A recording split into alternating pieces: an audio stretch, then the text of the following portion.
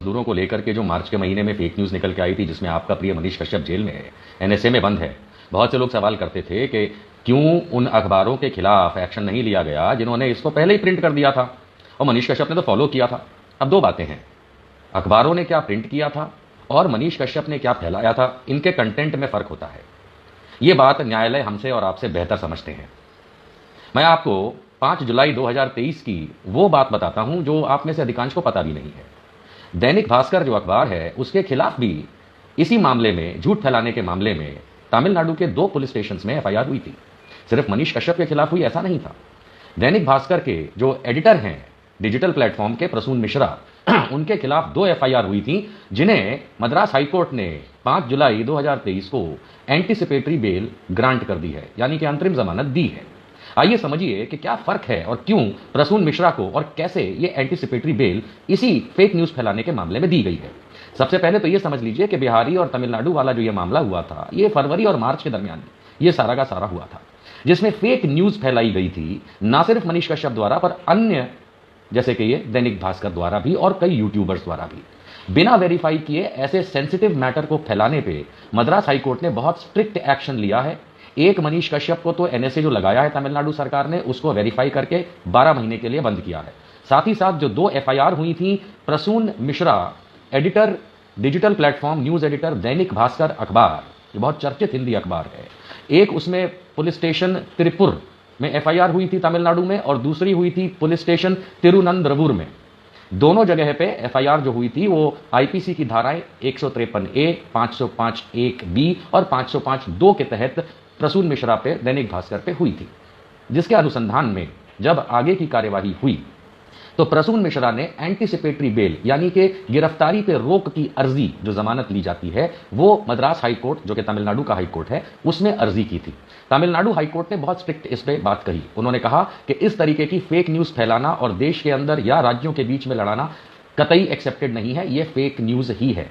लेकिन क्योंकि प्रसून मिश्रा, अब यहां फर्क समझिएगा प्रसून मिश्रा जैसे लोगों में और मनीष कश्यप जैसे लोगों में, क्योंकि प्रसून मिश्रा ने पहली बात तो एंटीसिपेटरी बेल सही हाईकोर्ट में यानी कि मद्रास हाईकोर्ट में लगाई, क्योंकि मामला तमिलनाडु का है।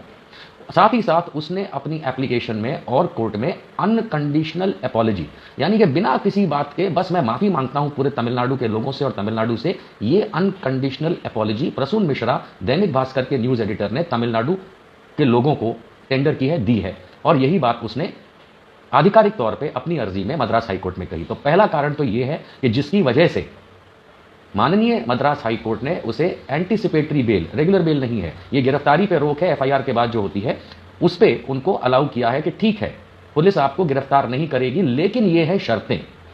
पहली शर्त जो रखी गई है, जिसको मानना पड़ेगा प्रसून मिश्रा को, अन्यथा तो गिरफ्तार हो जाएंगे। पहली शर्त यह रखी है कि फ्रंट पेज पे दैनिक भास्कर में आप सारे तमिलनाडु की जनता से, तमिलनाडु से, तमिलनाडु के लोगों से आप अनकंडीशनल माफी मांगेंगे, बिना किसी शर्त, बिना शर्त आप पूरे के पूरे तमिलनाडु की जनता से माफी मांगेंगे और साफ शब्दों में कहेंगे कि यह फेक न्यूज आपने किन्हीं भी कारणों की वजह से चलाई थी। नंबर 1। नंबर 2, 2 बॉन्ड साइन करेंगे। 2 बॉन्ड, हर एक बॉन्ड 25-25 हजार रुपए का होता है। यहां अमाउंट की बात नहीं होती है, यहां पे कोर्ट के आदेश के नियमों की बात होती है कि 2 बॉन्ड साइन करेंगे 25-25 हजार रुपए के श्योरिटी के साथ, श्योरिटी मतलब जमानत के साथ, जो वहां पे तमिलनाडु में ही होगा। अपीयर करेंगे, यानी कि जो तहकीकात चलेगी इन दोनों एफआईआर में, उसमें लगातार पहले 1 हफ्ते लगातार आप अवाड़ी पुलिस स्टेशन में अपीयर होंगे और वहां पे जो भी तहकीकात पूछताछ होती है उसमें आप अपना सहयोग करेंगे। उस 1 हफ्ते के पूरा होने के बाद आप नेक्स्ट 1 वीक तक त्रिपुर पुलिस स्टेशन में वहां की एफआईआर के चलते आप वहां पे सहयोग करेंगे, अपीयर होंगे। यदि इन दोनों पुलिस स्टेशन में से अगर आप एब्सकॉन्ड करते हैं, पूछताछ के लिए नहीं आते हैं, गायब हो जाते हैं, तो डायरेक्शन दिया है तमिलनाडु पुलिस को कि फ्रेश एफआईआर फाइल करके फिर आप जानते हैं आगे की क्या कार्रवाई होगी। तो यहां आपको यह समझने की आवश्यकता है कि जब कभी भी कोई लीगल एक्शन आप पे होता है तो आपको अपना रिकोर्स, लीगल रेमेडी शुरू कर देना चाहिए। मनीष कश्यप पे दर्जन भर केस हुए इस मामले में, तमिलनाडु बिहारी वाला जो इसने हंगामा मचाया था, जो कि कंप्लीटली फेक था। लेकिन जैसा मैंने अपने पहले भी वीडियोस में कहा है, उसने कभी भी किसी भी कोर्ट में ना तो एंटीसिपेटरी बेल लगाई, कि मेरे खिलाफ ये गलत केस है, मुझे इसमें प्रोटेक्शन मिले, मेरी गिरफ्तारी ना हो। ना ही कभी उसने रद्द कराने के लिए कि मेरे खिलाफ गलत एफआईआर हुई है और अपने कारण दिए हों, जैसे उनके कई वकील हमने उनके हैं या जो भी हैं बड़े वकील एपी सिंह से लेके कई लोग कहते रहते हैं कि मनीष कश्यप से पहले कुछ लोगों ने छापा था, उनके खिलाफ एक्शन क्यों नहीं। तो ये एक्शन कल नहीं हुआ है, ये तो एंटीसिपेटरी बेल 5 जुलाई को मिली है। एफआईआर तो बहुत पहले ही लॉन्च हो गई थी दैनिक भास्कर के खिलाफ और प्रक्रिया में थी।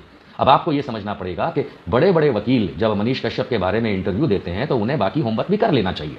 प्रसून मिश्रा भी अगर कहीं तहकीकात में गलत पाया जाएगा, याद रखिए, क्योंकि प्रसून मिश्रा ने यह बताया है कि ये रिपोर्ट्स अखबार में इसलिए छपी थी क्योंकि एक रिपोर्टर है दैनिक भास्कर का विजय सिंह, वो विजय सिंह तमिलनाडु से 3 दिन तक लगातार रिपोर्ट करता रहा उस समय, उस दरमियान में, और ये बताता रहा कि वहां पे किस तरीके से बिहारी मजदूरों के साथ दुर्व्यवहार हो रहा है, कैसे उनको डेथ थ्रेट मिल रहे हैं वगैरह वगैरह, जो भी उनकी वो छपी थी वो वाली बात। लेकिन निकल के क्या आया कि सब फेक है।